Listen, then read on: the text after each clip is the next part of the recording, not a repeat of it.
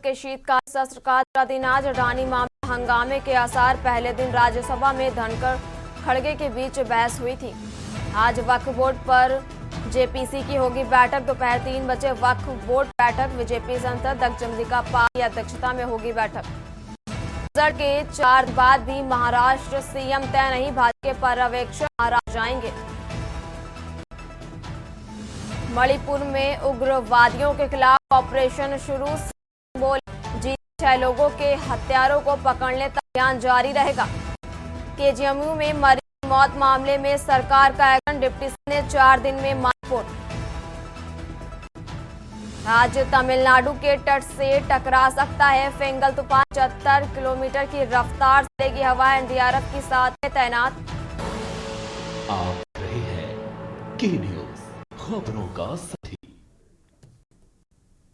नमस्कार, के news India और मैं हूं आपके साथ अविन्या राउत और लाइव न्यूज बुलेटिन की शुरुआत करेंगे कुछ बड़ी और अहम खबरों के साथ। और बड़ी जानकारी आपको राजधानी लखनऊ से बता रहे हैं, जहां 29 नवंबर को कांग्रेस कार्य समिति बैठक लखनऊ प्रदेश मुख्यालय पर यह अहम बैठक होगी। 9 सीटों पर आए उपचुनाव के नतीजों पर मंथन किया जाएगा। और ये बड़ी जानकारी को राजधानी लखनऊ से बता रहे हैं, जहां 9 सीटों पर आए उपचुनाव के नतीजों पर मंथन किया जाएगा। और कार्य समिति की बैठक राजनैतिक मामलों पर चर्चा और प्रदेश अध्यक्ष अजय राय तमाम वरिष्ठ नेता भी मौजूद रहेंगे। और लखनऊ प्रदेश मुख्यालय में ये अहम बैठक होगी और 9 सीटों पर आए उपचुनाव के नतीजों पर मंथन भी किया जाएगा। कार्य समिति की बैठक राजनीतिक माहौल पर चर्चा होगी। जानकारी आपको बता रहे हैं, जहां प्रदेश अध्यक्ष अजय राय तमाम नेता भी मौजूद रहेंगे। 29 नवंबर को कांग्रेस कार्य समिति की बैठक होगी और जहां लखनऊ प्रदेश मुख्यालय पर यह अहम बैठक होगी। अरे बड़ी जानकारी आपको लखनऊ 9 सीटों पर आए उपचुनाव के नतीजों पर मंथन किया जा। कार्य समिति की बैठक राजनीतिक माहौल पर चर्चा होगी। लखनऊ प्रदेश मुख्यालय पर यह अहम बैठक 9 सीटों पर आए उपचुनाव के नतीजों पर मंथन होगा। और ये बड़ी जानकारी आपको बता रहे हैं, जहां कार्य समिति की बैठक राजनीतिक माहौल पर चर्चा और प्रदेश अध्यक्ष अजय राय तमाम वरिष्ठ नेता रहेंगे मौजूद। और अहम जानकारी आपको राजधानी लखनऊ से बता रहे हैं, 29 नवंबर को कांग्रेस कार्य लखनऊ प्रदेश मुख्यालय पर यह अहम बैठक होगी। 9 सीटों पर आए उपचुनाव के नतीजों पर मंथन भी किया जाएगा। कार्य समिति की बैठक राजनीतिक माहौल पर चर्चा होगी और लखनऊ प्रदेश मुख्यालय पर बैठक बड़ी आपको राजधानी लखनऊ से बता रहे हैं, 9 सीटों पर आए उपचुनाव के नतीजों पर मंथन भी किया जाएगा और कार्य समिति की बैठक राजनीतिक माहौल पर चर्चा होगी।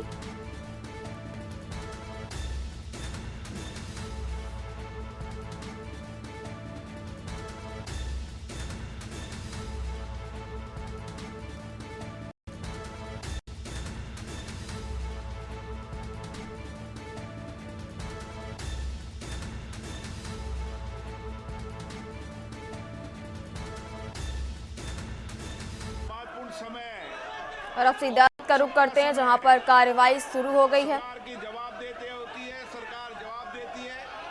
आप प्रश्नकाल को चलने दें। आपको हर मुद्दे पर, हर बात पर चर्चा करने का प्रयास अवसर दिया जाएगा। मैं पुनः आग्रह कर रहा हूं, प्रश्नकाल महत्वपूर्ण समय होता है। आप सदन में चलने, आप नियोजित तरीके से सदन में गतिरोध करना चाहते हैं, ये उचित नहीं है। सदन की कार्रवाई 12 बजे तक के लिए स्थगित की जाती है।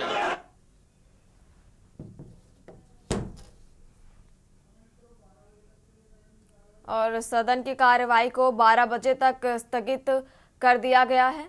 और अहम जानकारी आपको बता रहे हैं, जहां सदन की कार्यवाही को स्थगित किया गया है और संसद की कार्यवाही को 12 बजे तक स्थगित किया गया है। और बड़ी जानकारी आपको बता रहे हैं, जहां संसद की कार्यवाही को 12 बजे तक स्थगित कर दिया गया है। और अब अगली खबर आपको राजधानी लखनऊ से बता रहे हैं, जहां रोडवेज के चालक परिचालक वर्दी में आएंगे नजर। 37 273 लोगों की सूची बनाकर हुई है तैयार और वर्दी के लिए 1800 रुपए हर एक के खाते में आएंगे। कपड़ा खरीदने और सिलवाई के पैसे खाते में आएंगे। और एक बड़ी जानकारी आपको राजधानी लखनऊ से बता रहे हैं, जहां जनवरी 2025 से वर्दी की होगी अनिवार्यता और वर्दी पर करीब 7 करोड़ रुपए का आएगा खर्चा।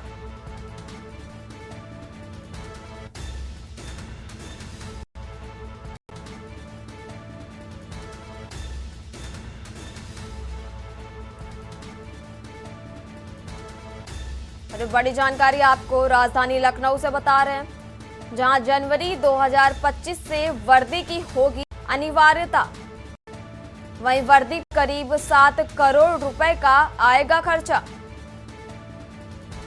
रोडवेज के चालक परिचालक वर्दी में आएंगे अब नजर। और ये बड़ी जानकारी आपको लखनऊ से बता रहे हैं,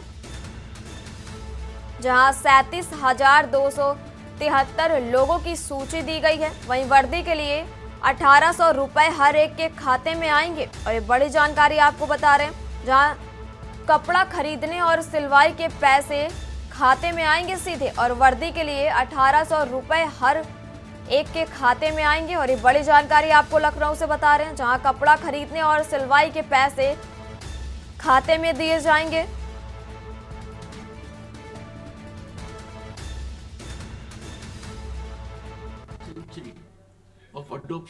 लोकसभा की कार्यवाही को 12 बजे तक स्थगित कर दिया गया है। और बड़ी जानकारी आपको बता रहे हैं, जहां लोकसभा में विपक्ष का हंगामा और लोकसभा की कार्यवाही को स्थगित किया गया है। और लोकसभा की कार्यवाही को 12 बजे तक स्थगित कर दिया गया। और ये अहम जानकारी आपको बता रहे हैं, जहां हंगामे के बीच कार्यवाही 12 बजे तक स्थगित किया गया है। और वहीं लोकसभा में विपक्ष हंगामा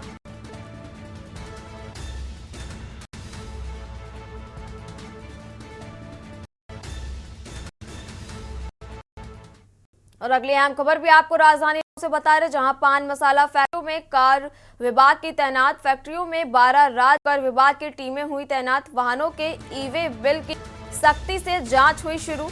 बॉडी वॉर्न कैमरे 7 टीमों को किया गया है तैनात। वहीं 12-12 घंटे के रोस्टर में अधिकारियों की ड्यूटी लगाई गई है।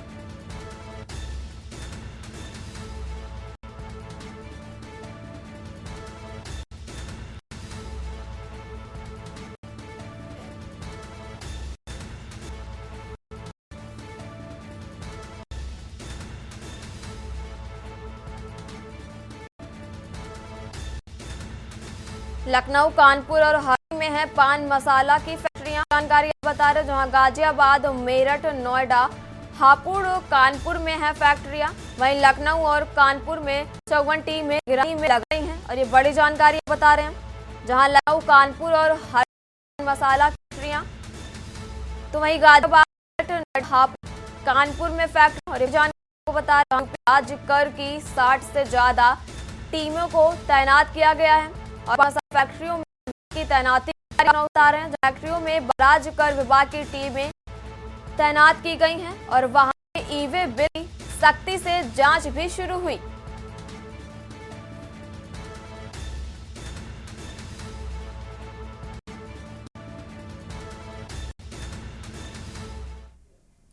और अगले आपको राजधानी लखनऊ बता रहे, जहां 69,000 सहायक शिक्षक भर्ती आरक्षण घोटाला मामला सामने आया है। वहीं आरक्षण पीड़ित अभ्यर्थियों को सरकार ने नहीं दिया न्याय। और एक बड़ी जानकारी आपको बता रहे, जहां 4 साल से शिक्षक भर्ती में सरकार ने नहीं दिया न्याय। सुप्रीम कोर्ट 19,000 सीटों पर आरक्षण घोटाले को लेकर सुनवाई की और कोर्ट नंबर 16 से 23 नंबर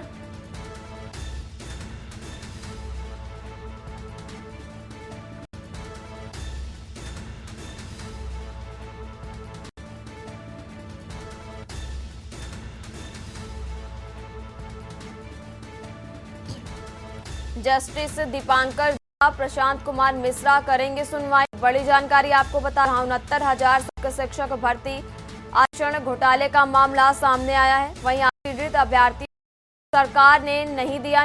और ये बड़ी जानकारी आपको लखनऊ से बता रहे हैं, जहां 4 साल से शिक्षक भर्ती में सरकार ने नहीं दिया कोई न्याय।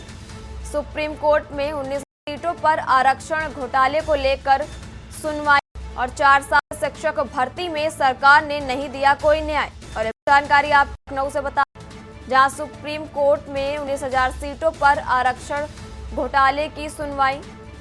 कोर्ट नवंबर से 23 नवंबर पर मामले में सुनवाई। जस्टिस दीपांकर दत्ता, प्रशांत कुमार मिश्रा करेंगे सुनवाई। और एक बड़ी जानकारी आपको बता रहे हैं।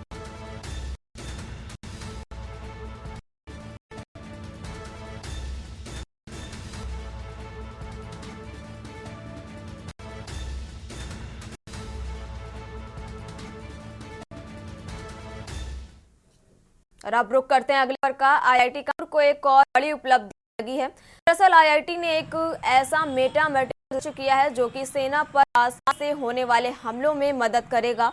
मंगलवार दोपहर में इस मेटा मटेरियल का परीक्षण किया गया, जिसमें एयर इंडिया के सेंट्रल कमांडर समेत अधिकारी शामिल हुए। बताते बात करते हुए आईआईटी के रिसर्चर सुदेह भट्टाचार्य ने बताया इस मेटा पदार्थ को बिना लक्ष्य का नाम गया है, जिसकी भारतीय सेवा और बॉर्डर पर ट्रेनिंग भी की जाती है।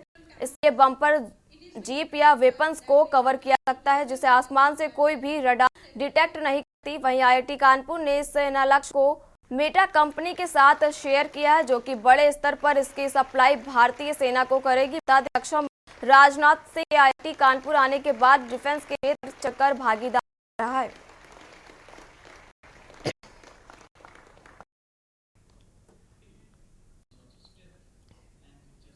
देखिए, अनालक्ष्य एक ऐसा प्रोडक्ट है कि इस लोग बोलते हैं मेटा मटेरियल, तो इस चीज़ से हुआ है।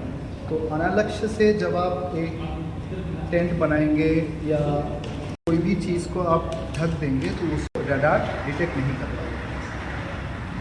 तो यही है अनालक्ष्य का बेसिक प्रिंसिपल।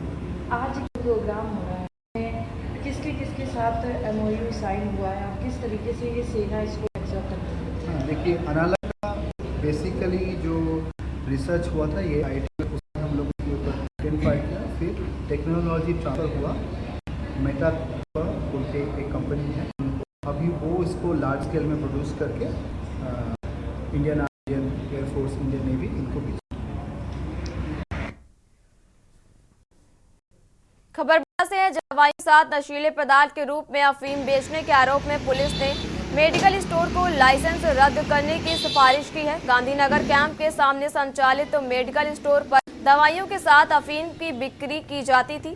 डीएसपी ने मतहतों की रिपोर्ट के आधार पर मेडिकल स्टोर का लाइसेंस रद्द करने को लिखा है।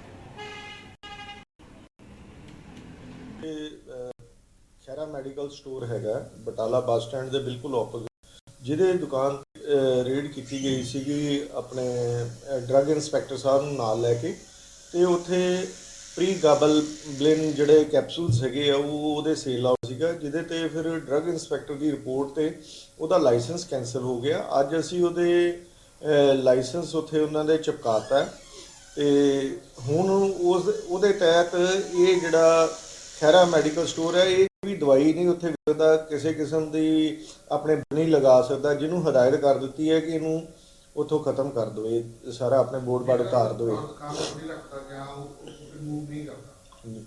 ਹਾਂਜੀ, ਨਹੀਂ ਉਹਦੇ ਲਈ ਵੀ ਕਾਨੂੰਨ ਹੈਗਾ ਜੀ, ਫਿਰ ਡਰੱਗ ਇੰਸਪੈਕਟਰ ਨੂੰ ਨਾਲ ਲਿਜਾ ਕੇ ਤੇ ਸਾਰੀ ਉਹਦੇ ਤੇ ਫਿਰ ਕਾਰਵਾਈ ਦੁਬਾਰਾ ਹੋਈ। ਰਤਨ ਮੈਡੀਕਲ ਸਟੋਰ ਹੈਗਾ ਜੀ, ਇਹ ਕੈਂਪ ਦੇ ਬਿਲਕੁਲ ਆਪੋਜ਼ਿਟ ਹੈਗਾ। ਉੱਥੇ ਅੱਜ ਤੋਂ ਕੁਝ ਦਿਨ ਪਹਿਲਾਂ ਉੱਥੇ ਰੇਡ ਗਈ ਸੀਗੀ ਡਰੱਗ ਇੰਸਪੈਕਟਰ ਨੂੰ ਨਾਲ ਲੈ ਕੇ, ਪਰ ਉੱਥੇ ਹੀ ਉਹ ਬੰਦਾ ਅਸ਼ਵਨੀ ਕੁਮਾਰ ਸੀਗਾ ਉਹਦਾ ਓਨਰ, ਤੇ ਉਹਦੀ ਵਾਈਫ ਦੇ ਨਾਂ ਤੇ ਡਰੱਗ ਲਾਇਸੈਂਸ ਹੈਗਾ। ਉਹਨੇ ਉੱਥੇ ਫੀਮ ਵੀ ਵੇਚੀ ਸੀ, 10,000 ਰੁਪਏ ਦੀ ਕਿਸੇ ਨੂੰ ਉਹਨੇ ਫੀਮ ਵੇਚੀ ਸੀ, ਜੋ ਦੋਨੇ ਜਣੇ ਅਸੀਂ ਫੜ ਕੇ ਤੇ ਉਹਦਾ ਕੇਸ ਰਜਿਸਟਰ ਕੀਤਾ ਸੀ। ਇਸ ਟਾਈਮ ਜਿਹੜਾ ਅਸ਼ਵਨੀ ਕੁਮਾਰ ਉਹ ਜੇਲ੍ਹ ਦੇ ਵਿੱਚ ਹੈਗਾ ਸੀਗਾ, ਤੇ ਉਹਦਾ ਵੀ ਲਿਖ ਕੇ ਭੇਜਿਆ ਸੀ ਜੋ ਜ਼ੋਨਲ ਲਾਇਸੈਂਸਿੰਗ ਅਥਾਰਟੀ ਜਿਹੜੀ ਹੈਗੀ ਆ ਉਹਨਾਂ ਵੱਲੋਂ, ਉਹਨਾਂ ਦਾ ਵੀ ਲਾਇਸੈਂਸ ਅੱਜ ਕੈਂਸਲ ਕਰ ਦਿੱਤਾ ਗਿਆ है। फिलहाल यहाँ रुकेंगे एक छोटे से ब्रेक के लिए। आप देख रहे हैं के न्यूज, खबरों का सारथी। अब ब्रेक के बाद बढ़ते हैं खबरों की ओर। खबर सिरसा से है, जहां जिला कष्ट निवारण समिति की बैठक 29 नवंबर को होगी। उपायुक्त शांतनु शर्मा ने बताया कि 29 नवंबर को पंचायत भवन में दोपहर 12 बजे जिला कष्ट निवारण समिति की बैठक आयोजित की जाएगी। बैठक की अध्यक्षता बिजली परिवहन एवं श्रम मंत्री अनिल विज करेंगे। उपायुक्त ने बताया कि बैठक में आमजन की शिकायतों का मौके पर ही समाधान का प्रयास किया जाएगा। बैठक में सभी विभागों के वरिष्ठ अधिकारी उपस्थित रहेंगे।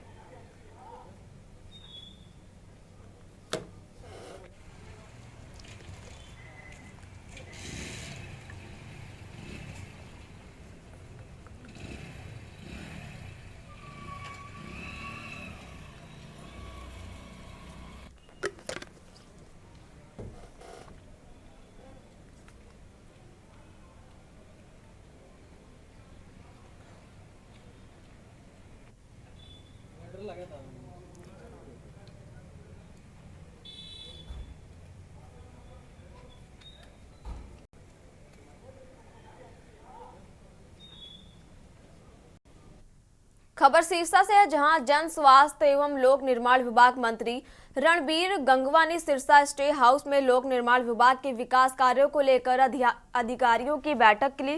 इस अवसर पर उन्होंने कहा कि विकास कार्यों की गुणवत्ता से कोई समझौता नहीं किया जाएगा।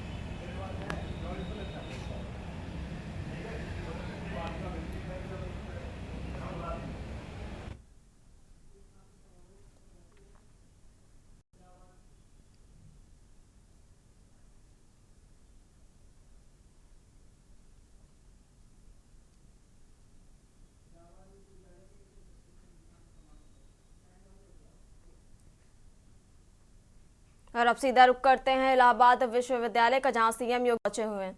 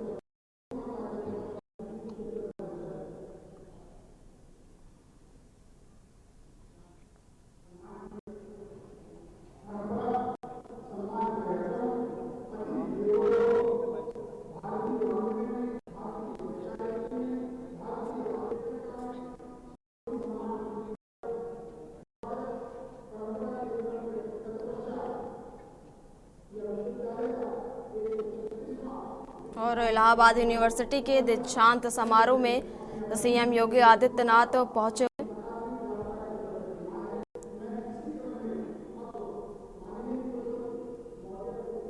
इलाहाबाद विश्वविद्यालय का आज 136वां दीक्षांत समारोह है।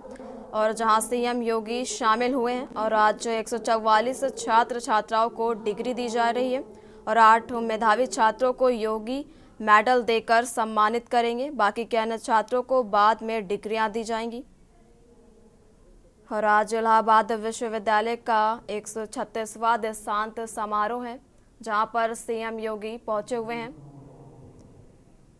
जहां आज 144 छात्र छात्राओं को डिग्री दी जाएगी, तो वहीं 8 मेधावी छात्रों को सीएम योगी मेडल देकर सम्मानित करेंगे। और सीधे तस्वीरें आपको टीवी स्क्रीन पर दिखा रहे हैं।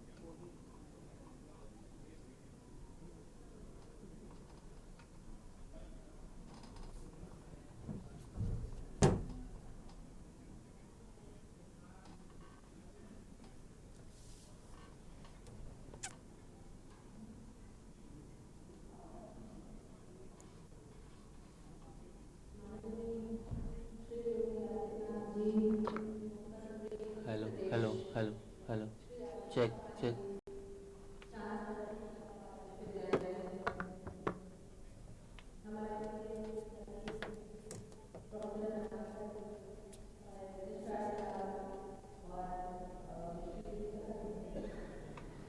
हमारे समक्ष बैठे समस्त शिक्षकगण, छात्राएं जिनको आज पदक मिलने वाला है, अन्य छात्र जिनको आगे पदक मिलेगा, हमारे सामने बैठे श्री सिद्धार्थ, श्री गणेश केसरवानी जी, प्रिय नंदी जी, श्री हर्षवर्धन जी, संजय जी, समस्त एडमिनिस्ट्रेशन के सभी अधिकारी जिन्होंने जिनके अथक प्रयास से आज ये कार्यक्रम संभव हो पाया है, सबको मेरी शुभकामनाएं आज के इस दीक्षांत समारोह के होने की। बढ़ते हैं खबरों की ओर। बाराबंकी के थाना लोनी कटरा क्षेत्र के खैरा बिरू गांव के पास देर रात एक तेज रफ्तार कार ने अलग अलग 2 बाइक पर सवार पति पत्नी समेत 3 लोगों को रौंद डाला। भीषण हादसे में 2 लोगों की घटनास्थल पर ही दर्दनाक मौत हो गई, तो वहीं महिला की सामुदायिक स्वास्थ्य केंद्र त्रिवेणीगंज में इलाज के दौरान मौत हो गई। मौके पर पहुंची पुलिस जांच पड़ताल में है जुटी।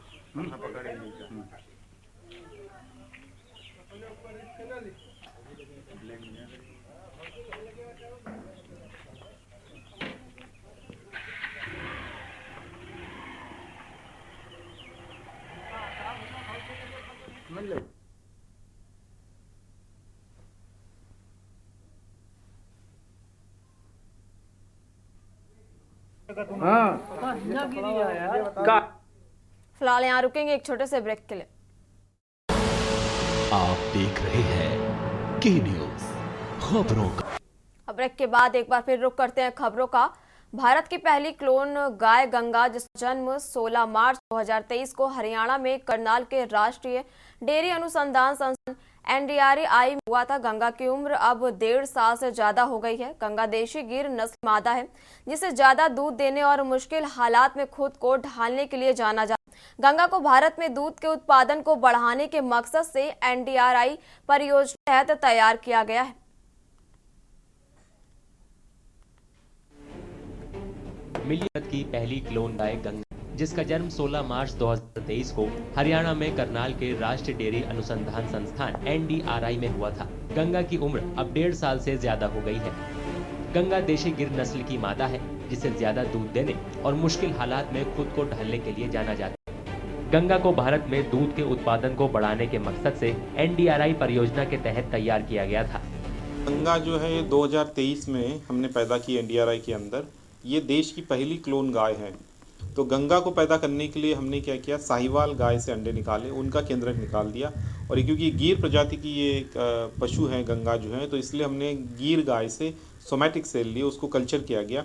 उसको कल्चर करने के बाद जो है वो जो जिससे हमने साहिवाल के अंडे निकाले तो उनका डीएनए निकाल दिया, केंद्रक निकाल दिया और गिर गाय के सेल को उसके साथ मिश्रित कर दिया, मिक्स कर दिया।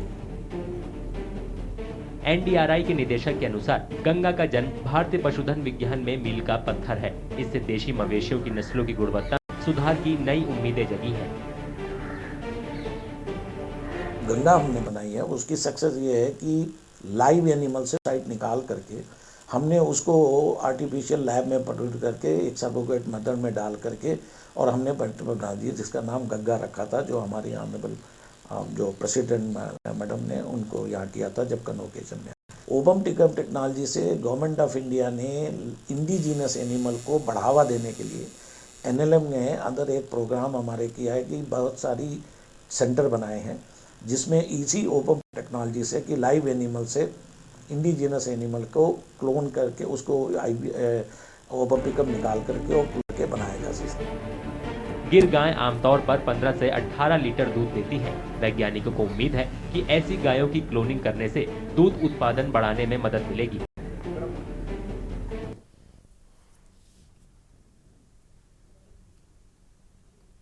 और अब रुख करते हैं अगली खबर का। उदयपुर जिला प्रशासन ने शहर में स्थित सिटी पैलेस में विवादित हिस्से के लिए रिसीवर नियुक्त किया है। अधिकारियों के अनुसार यह फैसला विश्वराज सिंह और उनके समर्थकों द्वारा पूजा स्थल घूड़ी के दर्शन के लिए प्रवेश करने को लेकर सोमवार रात हुए तनाव के बाद किया गया। देखिए खास रिपोर्ट। उदयपुर जिला प्रशासन ने शहर के सिटी पैलेस में विवादित हिस्से के लिए रिसीवर नियुक्त कर दिया है। अधिकारियों के अनुसार ये फैसला विश्वराज सिंह और उनके समर्थकों के पूजा स्थल धूनी के दर्शन के लिए आने को लेकर सोमवार रात हुए तनाव के बाद लिया गया। विश्वराज सिंह का सोमवार को उदयपुर के पूर्व राज परिवार के मुखिया के रूप में तिलक किया गया। इस महीने की शुरुआत में पिता महेंद्र सिंह मेवाड़ की मृत्यु के बाद बीजेपी विधायक सिंह को सोमवार को चित्तौड़गढ़ किले में एक समारोह में पूर्व मेवाड़ शाही परिवार का प्रमुख नियुक्त किया गया। अपने अभिषेक के बाद सिंह का धार्मिक स्थल धूनी के दर्शन करने के लिए सिटी पैलेस जाने और एक लिंगनाथ जी मंदिर जाने का कार्यक्रम था। हालांकि सिटी पैलेस में धूनी पर अरविंद सिंह मेवाड़ का कब्जा है। उन्होंने विश्वराज को आने से रोक दिया। हमने कई बार पैलेस के लोगों के साथ नेगोशिएशन किया कि वो कितने लोगों को अंदर अलाउ कर सकते हैं, तो 10 से 12 बार से ज़्यादा नेगोशिएशन किया गया। जो नेगोशिएशन हमारी फेल हो गई, उस नेगोशिएशन को फेल होने के बाद कोई कानून व्यवस्था ना बिगड़े, इसके बाद हमने उसको सीआरपीसी के तहत उसको रिसीवरी में लिया है और थानाधिकारी घंटाघर को उसका रिसीवर नियुक्त किया है। रिसीवर का मतलब ये है कि वो उतना जो विवादित स्थान है वो सरकार के कब्जे में रहेगा। रिसीवर की नियुक्ति का नोटिस सिटी पैलेस के मुख्य द्वार पर चस्पा कर दिया गया है। सोमवार देर रात करीब 1:30 बजे विश्वराज सिंह जगदीश चौक से वापस लौटकर उदयपुर में अपने आवास सामोर बाग चले गए। रिसीवर अब क्षेत्र को अपने कब्जे में लेगा और प्रवेश के बारे में फैसला करेगा। पैलेस पोजीशन तो उनका है और इसीलिए ये सब लड़ाई झगड़ा ना हो, इसीलिए मैं पैलेस में जा ही नहीं रहा हूँ। शायद आप सभी लोग को पता होगा, लेकिन क्योंकि कल एक खास अवसर था इसलिए पहले धोख देने के लिए जाना मैं समझता था उचित था और एक तरह से परंपरा भी है, रीत भी है, तो इसलिए मुझे जाना है वहाँ पर। मेवाड़ महाराणा प्रताप के वंशज हैं, जिन्होंने हल्दी घाटी में मुगलों के खिलाफ लड़ाई लड़ी थी।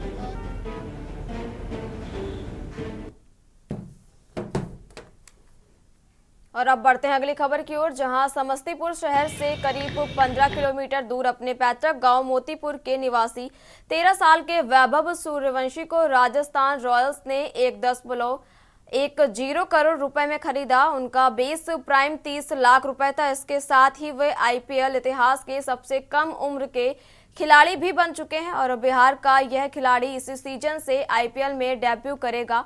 वैभव ने अंडर 19 में ऑस्ट्रेलिया के खिलाफ शतक लगाया था। वैभव ने 12 साल की उम्र में फर्स्ट क्लास डेब्यू किया था। उन्होंने 4 साल की उम्र में क्रिकेट खेलना शुरू कर दिया था। बिहार के 13 साल के वैभव सूर्यवंशी आईपीएल की किसी टीम से जुड़ने वाले सबसे युवा खिलाड़ी बन गए। राजस्थान रॉयल्स की टीम की तरफ से चुना जाना वैभव के लिए भी ऐसा लम्हा रहा जिस पर उनके लिए भरोसा करना मुश्किल था। इतनी कम उम्र में बेटे की कामयाबी पर परिवार ने जश्न मनाने में कोई कसर नहीं छोड़ी। उन्होंने पटाखे जलाकर, केक काटकर और मिठाई बांटकर अपनी इस खुशी का इजहार किया। बिहार के समस्तीपुर के रहने वाले वैभव सूर्यवंशी फिलहाल दुबई में भारत की तरफ से अंडर 19 एशिया कप टूर्नामेंट में हिस्सा ले रहे हैं। आईपीएल ऑक्शन में वैभव का बेस प्राइस 30 लाख रुपए था। ये बोली की जंग में बढ़कर 1.1 करोड़ रुपए हो गया। सबसे पहले आपके चैनल देखने वाले सभी दर्शकों को प्रणाम। बहुत खुशी हो रहा है, बच्चा बचपन से मेहनत कर रहा है जिस चीज़ के लिए आज वो पा रहा है। वो अभी अंडर 19 इंडिया एशिया कप खेलने गया है, दुबई में है, और अभी जो है सो आईपीएल में भी सबसे कम उम्र में हुआ, तो बहुत खुशी हो रही है। पिता होने के नाते तो जो महसूस कर रहे हैं हम बयान नहीं कर सकते। वैभव सूर्यवंशी ने हाल ही में उस वक्त सुर्खियां बटोरी जब उन्होंने चेन्नई में भारतीय अंडर 19 टीम की तरफ से खेलते हुए ऑस्ट्रेलिया अंडर 19 टीम के खिलाफ यूथ टेस्ट में शतक लगाया। वे ये कारनामा करने वाले सबसे युवा खिलाड़ी बने। वैभव ने 62 गेंदों पर 104 रनों की पारी खेली। एकदम बचपन से 5 साल का था उस समय से पकड़ा। अनवरत अभी मेहनतकारी है और बहुत मेहनत कर रहा है, जितना सीख रहा है। तो उम्मीद है जो पाया है और आगे जो है देश के लिए खेलेगा, ये भी पूरा विश्वास है, और खेल करके पूरे क्षेत्र का, राज्य का, जिला का सबका नाम रोशन करेगा। बस यही इच्छा आशा। प्रतिभाशाली खिलाड़ी बनाने वाले वैभव सूर्यवंशी ने चल रही सैयद मुश्ताक अली ट्रॉफी में बिहार की तरफ से राजस्थान के खिलाफ T20 क्रिकेट में अपना पहला मैच खेला। आज का दिन हम प्रत्येक बिहार वासियों के लिए गर्व का दिन है। हमारे बिहार का एक बच्चा बिहार का रोशन किया है, और मैं पूरे भरोसे के साथ कह सकता हूं कि ये लड़का एक दिन देश का नाम करेगा।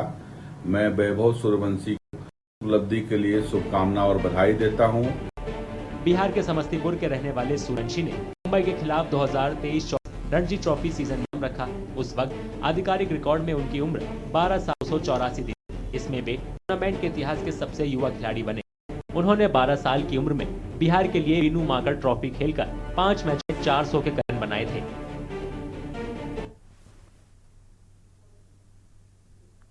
और अब रुक करते अगली खबर का, जहां जम्मू कश्मीर में आर्मी ने एक अनोखी पहल की।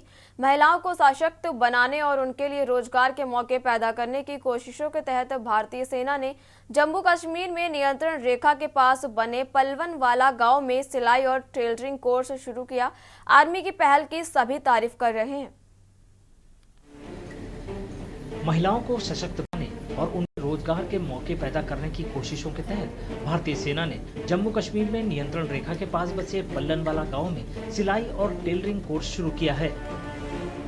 हमें यहाँ पर इंडियन आर्मी के थ्रू टेलरिंग एंड स्टिचिंग का कोर्स दिया गया है 2 मंथ का, तो इससे हमें बहुत ज्यादा बेनिफिट हुआ है। जो हमें इधर मौका मिला है स्टिचिंग करने का, हम लेडीज को इसके लिए बहुत ही ज्यादा बेनिफिट है। जो हमें इंडिपेंडेंट होने का मौका दे रहे हैं, तो हमें इसके लिए जम्मू अखनूर में जाना पड़ता था, जो मतलब हम इधर से एरिया से बहुत ही ज्यादा दूर है, जिसके लिए हमें इतना दूर जाने नहीं होता था हमसे। तो उसके लिए हम इंडियन आर्मी का बहुत बहुत शुक्रिया करती हूँ। हम एक हाउस वाइफ है, हमारे पास इतना टाइम भी नहीं था कि हम बाहर निकल घर से, और आर्मी ने ये हमें बहुत ही अच्छा कोर्स दिया है। इससे हम घर बैठकर सिलाई कर सकते हैं, अपने कपड़े सिलाई कर सकते हैं और दूसरों के कपड़े सिलाई कर सकते हैं, जिससे कि हम पैसा कमा सके और अपने आप पे डिपेंड हो सकते हैं। सेना ने कोर्स में शामिल महिलाओं को निःशुल्क सिलाई मशीनें और दूसरा सामान भी मुहैया कराया। हमें इस कोर्स का काफ़ी ज़्यादा बेनिफिट होगा, क्योंकि इसके द्वारा हमें भारतीय सेना के द्वारा स्टिचिंग मशीन और काफ़ी अच्छे से हमें 2 मंथ का कोर्स दिया गया है। काफ़ी ज़्यादा मैम ने ध्यान में रख के हर एक को बहुत अच्छे से कोर्स दिया है, तो हम मैम का भी बहुत थैंक यू करते हैं और भारतीय सेना का भी करते हैं, क्योंकि यहाँ पर 0 लाइन बॉर्डर के पास ये गांव है। यहाँ पर इतनी ज़्यादा स्कीम्स आती नहीं है, अगर आती भी हैं तो काफ़ी मतलब वो होता है। तो ये काफ़ी अच्छा भारतीय सेना के द्वारा हमें कोर्स दिया गया है। गाँव सामो में जो 0 लाइन बॉर्डर पे इनको कोर्स करवाया जाए, सिलाई कोर्स करवाया जा रहा है। मैं आर्मी वालों का बहुत बहुत धन्यवाद करती हूँ। जो आर्मी वालों ने इनके लड़कियों के लिए सिलाई सेंटर खोला। जो लड़कियां बाहर नहीं जा सकती सीखने के लिए, आर्मी वालों फ्री ऑफ कॉस्ट इनको सिलाई सेंटर खोल के दिया। तभी ये जो लड़कियां इधर अपना टाइम निकाल के इधर सिलाई सेंटर सीख रही हैं, घर जाके ये काम भी कर सकती हैं, अपने पैर पर खुद खड़ा हो सकती हैं। आर्मी वालों ने इनको सिलाई मशीनें और कैंची एंचीटेप सब कुछ दिया है। मैं आर्मी वालों का बहुत बहुत धन्यवाद करती हूँ। ये पहल आत्मनिर्भर भारत के व्यापक राष्ट्रीय मिशन के अनुरूप है।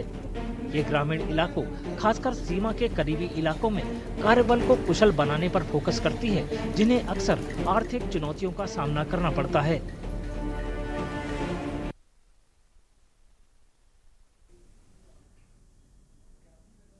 और अब रुक करते हैं अगली खबर का। धर्म और आध्यात्म का शहर काशी अपने खान पान के लिए भी जाना जाता है। बनारस का पान तो इतना मशहूर है कि इस पर फिल्मी गाने भी बना दिए गए और हजारों वर्षों की सभ्यता को संजोकर रखने वाला यह शहर समय के अनुसार व्यंजन को भी परोसता है। सुबह बनारस की कचौरी जलेबी, दोपहर में यहाँ की चाट और गर्मी के दिनों में रामनगर की लस्सी पूछिए मत। बनारस में ओस से बनने वाली मलाइयों का स्वाद चखने को मिलेगा। एक हफ्ते से जैसे ही ठंड पड़ रही है वैसे ही मलाइयाँ भी बनारस के चौराहे और गलियों में बनती दिखाई दे रही हैं। वहीं सभी बनारसी और पर्यटकों को इस मलाइयों के लिए साल भर इंतजार करना पड़ता है, क्योंकि गर्मी के दिन में यह बना नहीं पाता है। जैसे ही तापमान गिरना शुरू होता है, उत्तर प्रदेश के वाराणसी में मलइयों की होती है।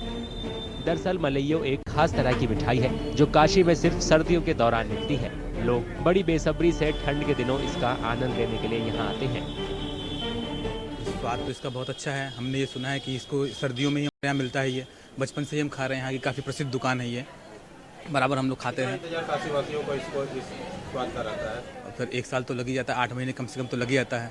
ये नवंबर में चालू होता है और आप मान के चलें मार्च तक ये ख़त्म हो जाता है। ये बाहरी लोगों को भी काफ़ी पसंद आता है, बहुत पसंद आता है। यहाँ से लोग हम लोग अपने रिश्तेदारी में बाहर कलकत्ता, बॉम्बे, वहाँ पे हम लोग भेजते हैं, पैक करा के भेजते हैं हम लोग बराबर इसे। अच्छा लगा, टेस्ट अच्छा लगा खा के। पहली बार खाएं पर अच्छा लगा। क्या सुना था इसके बारे में पहले? हाँ सुने थे, मेरी बेटी आई थी इससे पहले तो बताई थी कि खाएं, तुम जाना तो कभी भी तो जरूर खाना। मलइयों को दूध और ओस की बूंदों से बनाया जाता है। इसमें केसर, पिस्ता और इलायची जैसी सुगंधित चीजें भी डाली जाती हैं, जो इसके स्वाद को और बढ़ा देती हैं। सर ये सीजनी चीज़ है सर, ये हमारे ठंडे के मौसम में बनता है, 2-3 महीने के लिए बनता है। और ये जो है नेचुरल जो है ओस गिरता है ऊपर से, उसी से ये है। टेरिस को हम लोग रखते हैं, उसी ठंडा होता है। और दूध ठंडा होने के बाद सुबह हम लोग इसको उतार के लाते हैं, इलायची की बड़ी मलाई का लिक्विड बना करके इसको फेंटते हैं, तब ये फेन तैयार होता है सर। और उसके बाद ये 2-3 महीने के बाद स्टॉप हो जाता है, यानी कि बंद हो जाता है। में जाने वाले मलइयों का इतिहास बहुत पुराना है। दुकानदार का कहना है कि उन्हें पूर्वजों से ये विरासत में मिली है। हमारे पूर्वजों का बनाया हुआ है, दादा के समय से हम बना चला आ रहा है, वो बनाते रहे, पिताजी बनाए और हम बना रहे हैं। वो एक सीख मिली है जो सीख चल रही है। कैसे बनती है? सुनते हैं कोहरे के से बनती है, कैसे? ये रात को भी दूध खौला कर कोहरे में रख दिया जाता है, बड़ी बड़ी जाली लगी रहती है ऊपर से, और सुबह उतारा जाता है इसको। और रबड़ी है, मलाई है, केसर, इलायची सब मिला के इसको मथा जाता है। इसको बनाने में कम से कम 3 से 4 घंटा लगता है एक टप। क्या स्पेशली ठंडी के मौसम में होती है? ठंडी के मौसम में ओस गिरता है, ओस की बूंदों से ठंडा होता है, उसी के तासीर से ये तैयार होती है। मलइयों का इंतज़ार बहुत पहले से यहाँ सबको रहता है और यहाँ की बहुत ही प्राचीन और प्रसिद्ध चीज़ है। जो भी तीर्थयात्री आते हैं इसकी तलाश में आकर इसको खाते हैं। इसका स्वाद भी अद्भुत है और बहुत टेस्टी होता है। बड़ी मेहनत से प्रक्रिया से बनाए जाते हैं और ये और कहीं नहीं मिलता है जो बनारस में मिलता है। बनारस जैसी मलइयों कहीं नहीं। मलइयो स्वाद और स्वास्थ्य दोनों का खजाना है। इसके कई आयुर्वेदिक फायदे भी हैं। मिठाई खाने के बाद बर्तन में बचे केसर के मीठे दूध को लोग बड़े शौक से पीते हैं।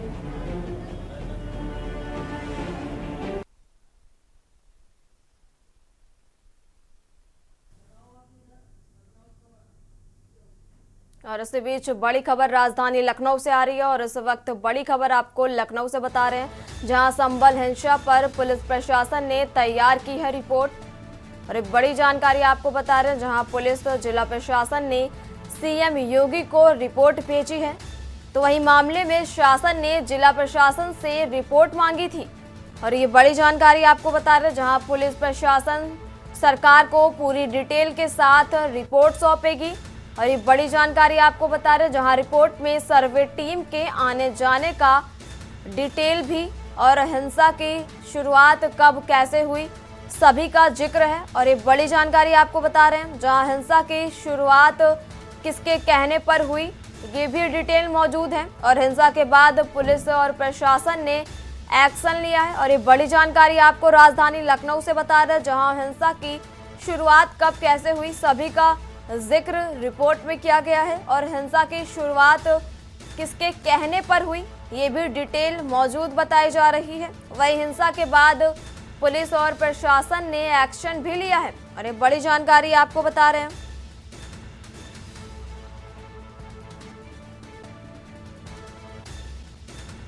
जहां संभल हिंसा पर पुलिस प्रशासन ने रिपोर्ट तैयार की है।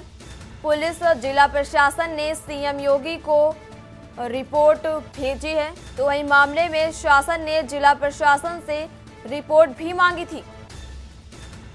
पुलिस प्रशासन सरकार को पूरी डिटेल के साथ रिपोर्ट सौंपी और रिपोर्ट में सर्वे टीम के आने जाने का डिटेल भी मौजूद है। और ये बड़ी जानकारी आपको बता रहे हैं, जहां हिंसा की शुरुआत कब कैसे हुई सभी का जिक्र रिपोर्ट में किया गया है और हिंसा की शुरुआत किसके कहने पर हुई ये भी डिटेल मौजूद है। और ये बड़ी जानकारी आपको लखनऊ से बता रहे हैं, जहां हिंसा के बाद पुलिस प्रशासन ने एक्शन लिया और हिंसा की शुरुआत कब कैसे हुई सभी का जिक्र है। हिंसा की शुरुआत किसके कहने पर हुई ये भी डिटेल मौजूद बताई जा रही है। वहीं हिंसा के बाद पुलिस और प्रशासन ने एक्शन भी लिया है और ये बड़ी जानकारी आपको बता रहे हैं, जहां भीड़ पर कैसे और क्या एक्शन लिया उस ब्यौरा भी मौजूद है। और संभल हिंसा पर पुलिस प्रशासन ने रिपोर्ट तैयार की है और जिला प्रशासन ने सीएम योगी को रिपोर्ट भेजी है। वहीं मामले में शासन ने जिला प्रशासन से मांगी थी रिपोर्ट और ये बड़ी जानकारी आपको बता रहे हैं, जहां पुलिस प्रशासन सरकार को पूरी डिटेल के साथ रिपोर्ट सौंपी और रिपोर्ट में सर्वे टीम के आने जाने का डिटेल भी मौजूद है। और ये बड़ी जानकारी आपको बता रहे हैं, जहां हिंसा के शुरुआत कब कैसे हुई इसका भी जिक्र किया गया है। और अगली अहम खबर आपको मेरठ से बता रहे हैं और इस बीच मेरठ से खबर आ रही, जहां फिल्मी स्टंट दिखाने वाले दूल्हे पर केस दर्ज हुआ है। चलती गाड़ी पर चढ़कर चालक को पीटा था और ये बड़ी जानकारी आपको मेरठ से बता रहे, जहां दूल्हे के 4 अज्ञात साथियों पर भी केस दर्ज किया गया है। तो वहीं वीडियो सोशल मीडिया पर हुआ था वायरल। खबर आपको मेरठ से बता रहे हैं, जहां दूल्हे के 4 अज्ञात साथियों पर भी केस दर्ज किया गया और वीडियो सोशल मीडिया पर वायरल हुआ था। और इस वक्त खबर आपको मेरठ से बता रहे, जहां चालक ने मारपीट का आरोप लगाकर थाने में तहरीर दी थी और परतापुर थाने में दर्ज हुआ स्टंटबाज दूल्हे पर केस। फिल्मी स्टंट दिखाने वाले दूल्हे पे दर्ज किया गया है केस और चलती गाड़ी पर चढ़कर चालक को पीटा था। दूल्हे के 4 अज्ञात साथियों पर भी केस दर्ज किया गया। खबर आपको मेरठ से बता रहे हैं, जहां वीडियो सोशल मीडिया पर हुआ था वायरल। दूल्हे के 4 अज्ञात साथियों पर भी केस दर्ज किया गया। खबर आपको मेरठ से बता रहे हैं, जहां वीडियो सोशल मीडिया पर वायरल भी हुआ था। चालक ने मारपीट का आरोप लगाकर थाने में तहरीर दी थी।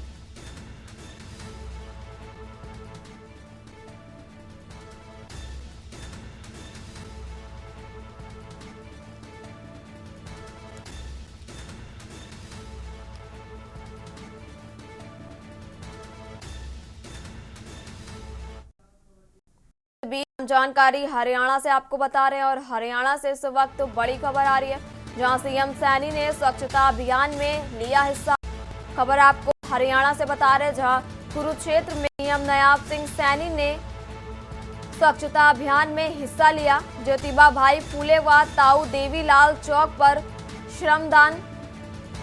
स्वच्छता अभियान के तहत किया गया है श्रमदान। और ये बड़ी जानकारी आपको हरियाणा से बता रहे हैं, जहां सीएम सैनी ने स्वच्छता अभियान में हिस्सा लिया।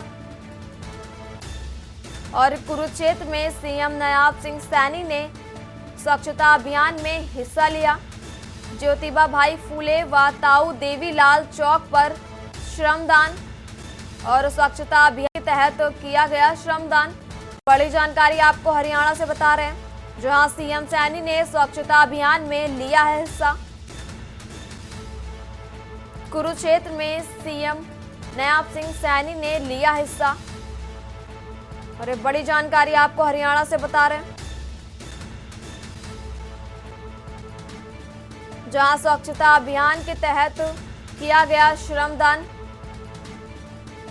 और सीएम सैनी ने स्वच्छता अभियान में लिया हिस्सा।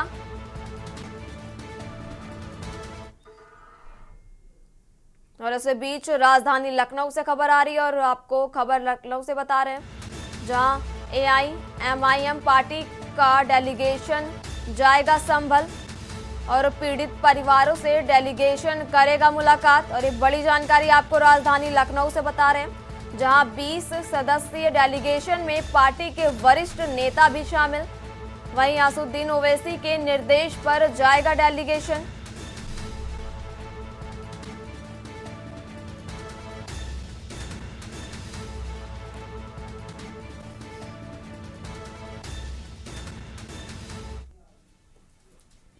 और सीधे चलेंगे इलाहाबाद विश्वविद्यालय, जहां सीएम योगी आदित्यनाथ क्या कुछ कह रहे हैं, सुन लेते हैं। इलाहाबाद विश्वविद्यालय के 136वें दीक्षांत समारोह के आज के इस कार्यक्रम में विश्वविद्यालय के माननीय कुलाधिपति, नेशनल स्टॉक एक्सचेंज के अध्यक्ष श्री आशीष कुमार चौहान जी, विश्वविद्यालय की माननीय कुलपति प्रोफेसर संगीता श्रीवास्तव जी, उत्तर प्रदेश सरकार में मंत्रिमंडल के मेरे सहयोगीगण, श्री स्वतंत्र देव सिंह जी, श्री नंद गोपाल गुप्ता नंदी जी,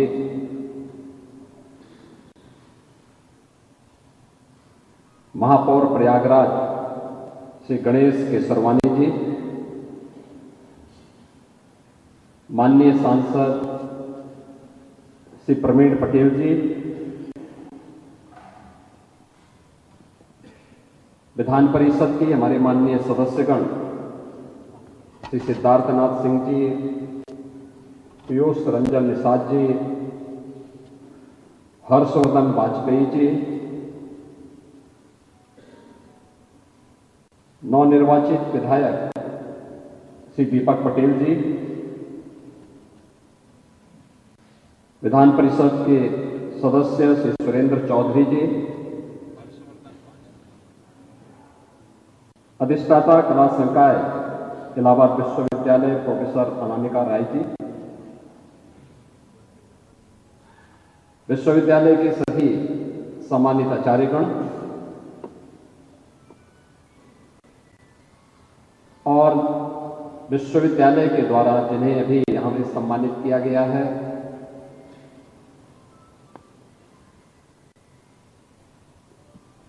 हिंदी जगत में जिन्होंने अपनी लेखनी के माध्यम से अपना एक अलग स्थान बनाया है,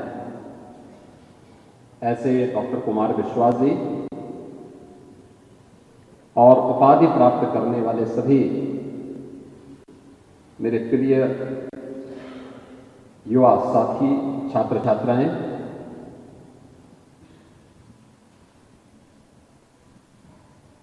ये मेरे लिए अत्यंत आनंद की अनुभूति का क्षण है जब प्रयागराज की पावन धरा पर इलाहाबाद विश्वविद्यालय के इस 136वें दीक्षांत समारोह के अवसर पर मुझे आप सबके बीच में आने का अवसर प्राप्त हुआ और अपने इन युवा साथियों को उनकी उपाधि प्रदान करने के अवसर के साथ ही हिंदी के प्रति सम्मान व्यक्त करते हुए श्री कुमार विश्वास को विशेष मानद उपाधि से भी सम्मानित करने का अवसर प्राप्त हुआ है। मैं इस अवसर पर उपाधि प्राप्त करने वाले सभी ऊर्जावान युवा साथियों को और श्री डॉक्टर कुमार विश्वास जी को हृदय से बधाई देता हूं, इन सब का हृदय से अभिनंदन करता हूं।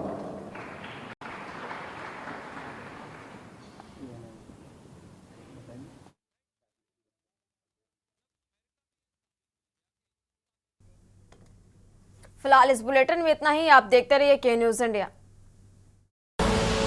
आप देख रहे हैं के न्यूज, खबरों का सारथी।